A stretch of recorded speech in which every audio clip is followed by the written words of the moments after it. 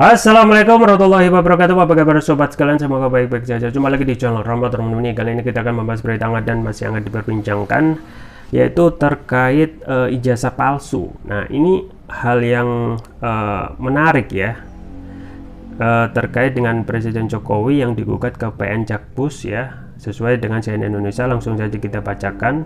Jokowi digugat ke PN Jakpus soal dugaan ijazah palsu saat Pilpres 2019 ya. Berarti hampir 3 tahun ya.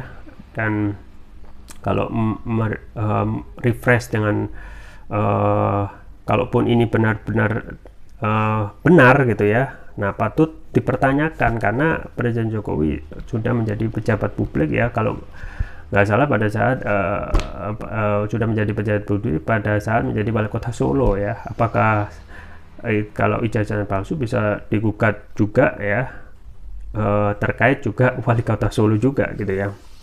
Nah, ini sesuai yang dilansir oleh cnnindonesia.com ya, langsung saja kita baca ya. Jakarta, CNN Indonesia, Presiden Joko Widodo digugat ke Pengadilan Negeri PN Jakarta Pusat terkait dugaan ijazah palsu yang digunakan dalam proses pemilihan presiden dan wakil presiden periode 2019 dan 2024. Gugatan didaftarkan oleh Bambang Trimulyono ya, penulis buku Jokowi Undercover pada Senin 3 Oktober dan telah terdaftar dengan nomor perkara 592 PDTG 2022 PNJKT PST ya. Klarifikasi pertama adalah perbuatan melawan hukum ya.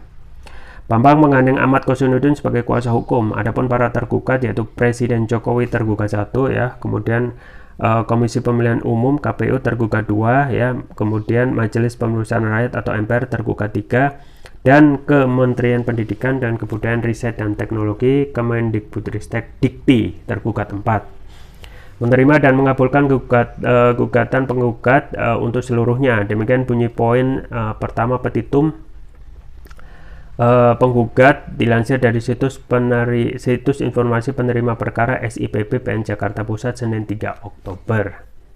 Selain itu masih ada petitumnya ya. Penggugat ingin PN Jakarta Pusat menyatakan Jokowi telah melakukan perbuatan melawan hukum PMH berupa membuat keterangan tidak benar dan atau memberikan dokumen palsu berupa ijazah ya, bukti kelulusan, surat SD, surat menengah pertama SMP, dan surat sekolah ya, sekolah menengah atas SMA atas nama Joko Widodo.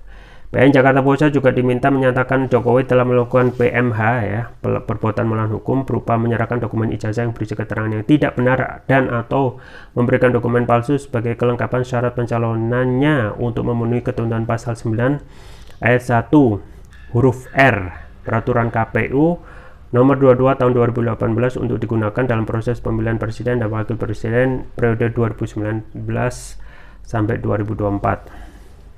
CNN Indonesia.com sudah meminta tanggapan gugatan ini kepada Menteri Sekretaris Negara Pratikno, Sekretaris Kabinet Pramono Anung ya, Kepala Sekretaris Presiden Heru Budi Hartono, namun mereka belum merespon hingga berita ini ditayangkan. Ya, sobat sekalian, menarik ya kalau melihat gugatan yang digugat oleh Bambang Trimulyono ya, penulis buku Jokowi Undercover ya, terkait ada dugaan ijazah palsu ya yang digunakan Presiden Jokowi pada Pilpres 2019 dan 2014 ya.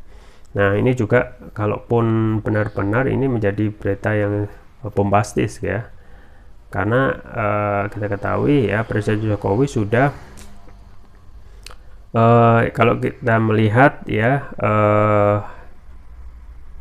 petitum penggugat ingin PN Jakarta Pusat menyatakan Jokowi telah melakukan PMH ya, terhadap apa ya, memberikan dokumen palsu ya berupa ijazah, bukti kelulusan SD, SMP, SMA ya atas nama Jokowi. Jadi apa namanya, ijazah SD, SMP, SMA ya. Nah, kita tahu ya, karena ini dalam proses, masih dalam dokumen masuk ya di PN Jakarta Pusat. Dan yang menjadi pertanyaan ya kita semoga jadi tidak benar gitu ya. Tetapi yang menjadi permasalahan, bagaimana jika apa yang dituntut ya dalam hal ini ya, itu diduga benar adanya ya informasi yang valid. Artinya apakah artinya bisa saja ya presiden itu memberikan dokumen palsu ya. Nah, ini yang patut dipertanyakan ya, dan tentu saja ini harus ada respon cepat gitu ya, mengingat ya dalam hal ini pemerintah dalam ini terus digempur dengan berbagai permasalahan ya. Belum selesai masalah kenaikan BBM ya, dan kita sudah tidak mendengar ya aksi demonstrasi ini. Nggak tahu apakah sudah capek ya atau lelah, atau memang dalam hal ini masyarakat sudah putus asa gitu ya, mengingat kalau kita melihat track record yang biasa dilakukan ketika demo itu tidak ditanggapi, ya sudah gitu ya, tidak ada rasa bersalah dari pemerintah ataupun tidak ada rasa ingin ya segala tuntutan rakyat itu harus dipenuhi, itu tidak ada. Nah, ini menjadi problem gitu ya. Artinya ya akan terjadi ya sikap atau respon yang tidak dipercaya oleh publik ya.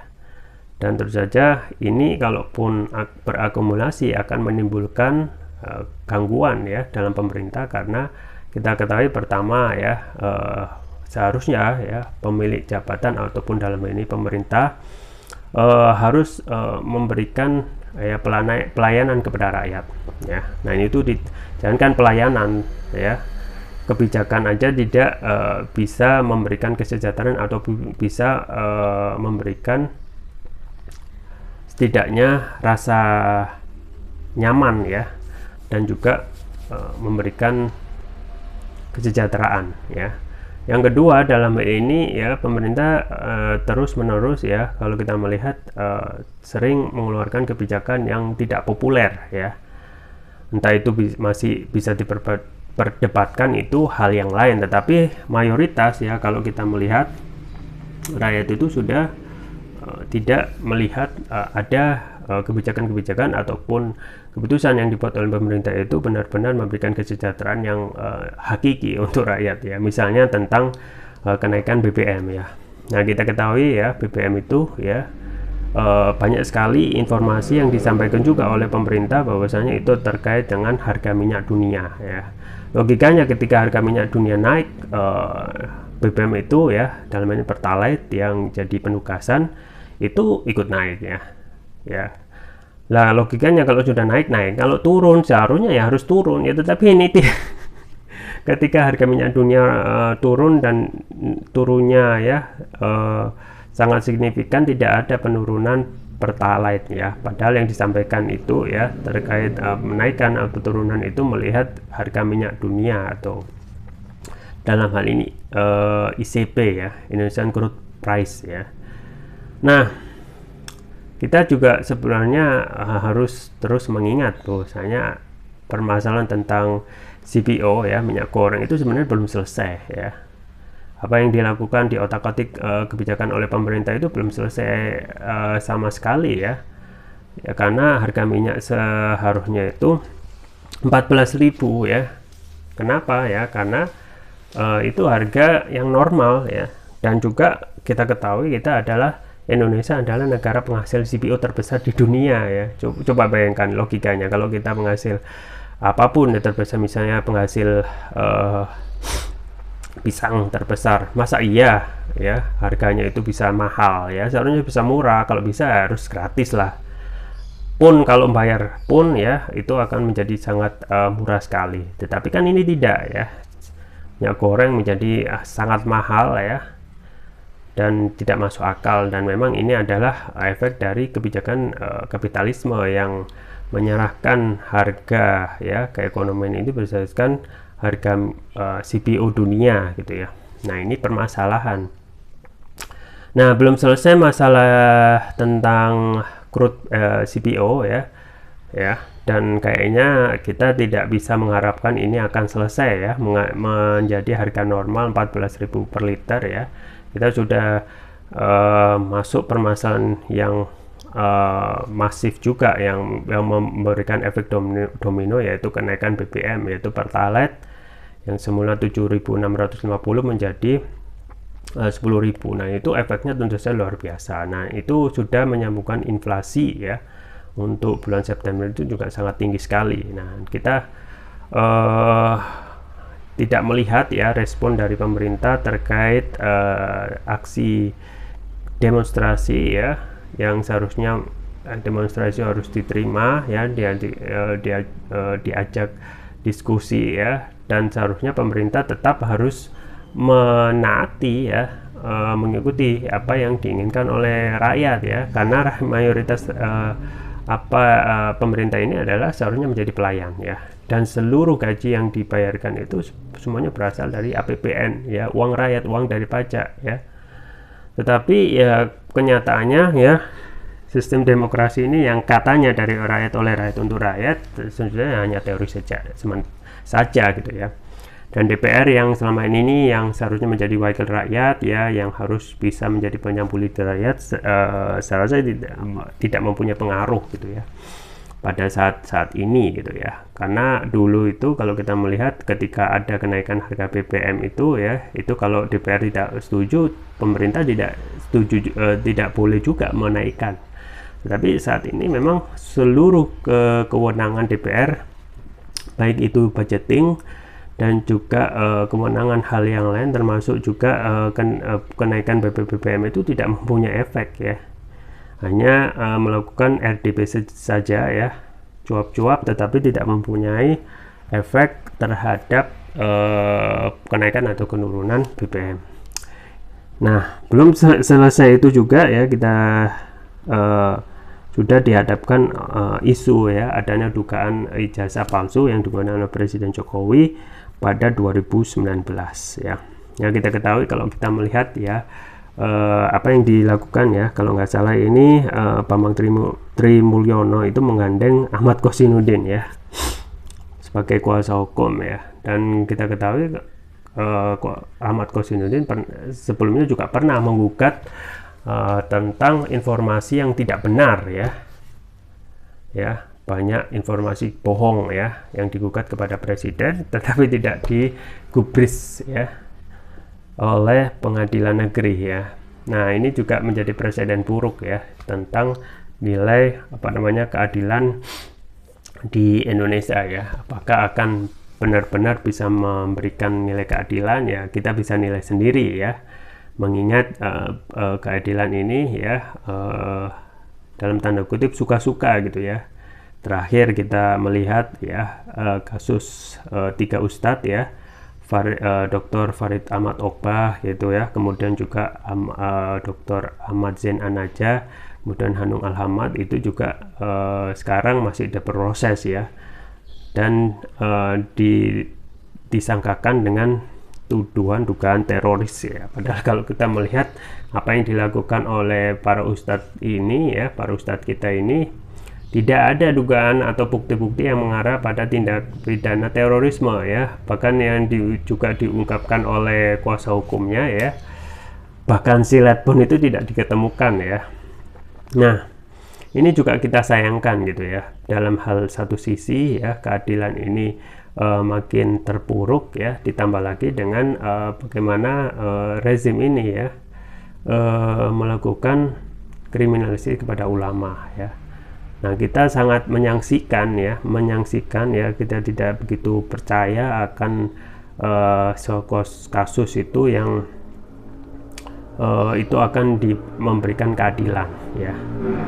Nah, ini sesuai apa yang disampaikan oleh Rasul gitu ya. Salah satu yang membuat negara ini rusak adalah ketika seseorang itu mencuri ya, itu yang melibatkan orang kaya tidak dihukum ya, tetapi ketika aktivitas pencurian itu dilakukan oleh orang bawah, langsung bertindak keras ya. Kemudian Rasul menyatakan ya, jika Fatimah binti Muhammad ya, anaknya sendiri, Sallallahu Alaihi Wasallam itu mencuri, maka niscaya akan saya potong tangannya ya. Nah, ini ketegasan ya. Artinya ketika seseorang itu melakukan tindak pidana, entah itu dalam level bawah sampai ke atas, itu sama gitu ya. Kalaupun tidak akan tercipta keadilan, siap-siap saja ya, negara tersebut akan terjadi kerusakan, termasuk juga tidak akan ada kepercayaan publik lagi terhadap para petugas pengadilan ya, terutama itu hakim, jaksa ya, dan juga tentu saja lebih ke atas lagi ya, negara rakyat itu juga tidak akan dipercaya lagi oleh rakyat gitu ya, dalam hal untuk mendapatkan keadilan ya. Nah, itu sudah hal yang wajar ya kalau kita melihat berbagai kasus yang mendera ya saat ini, yang kita lihat kalaupun seseorang itu ya menjadi tersangka dan dekat dengan kekuasaan, itu prosesnya akan lama sekali gitu ya, dan bahkan bisa cepat ya. Ataupun kalau seseorang itu sudah didakwa ataupun diputus tersangka korupsi ya, itu hukumannya sangatlah ringan ya, maksimal ya kalau rata-rata 5 tahun ya, belum nanti dipotong ketika menjalankan sepertiga masa jabatan, itu bisa bebas bersyarat ya. Artinya seperti misalnya yang terakhir ini ya, Pinangki itu ya, jaksa Pinangki itu kita lihat serasa belum lama masuk ya, sudah keluar lagi ya. Nah, ini sudah mengindikasikan ya, kita tidak akan ya siap-siap kecewa ya terhadap perlakuan seseorang itu ya dalam mendapatkan keadilan. Pun juga terkait kasus laporan yang disampaikan oleh Bambang Tri ya, penulis buku Jokowi Undercover ini ya, apakah akan segera diproses ataupun nanti akan menjadi angin melalu ya. Ya, kita lihat saja ya, itu bisa dilihat dari ya track record sebelumnya ya, itu gampang saja ya. Nah ya, semoga dalam hal ini ya pihak pengadilan ya, para penyidik ya segera sadar ya bahwasanya nilai ya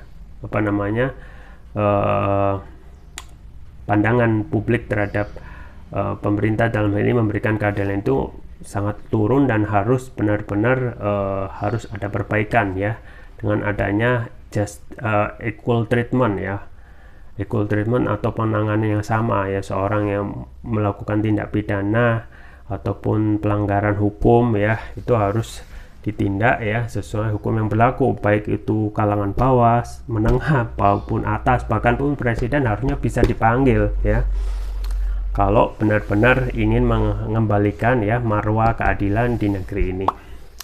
Itu saja yang bisa saya sampaikan, semoga bermanfaat. Jangan lupa like, share, dan subscribe. Sampai jumpa lagi. Wassalamualaikum warahmatullahi wabarakatuh.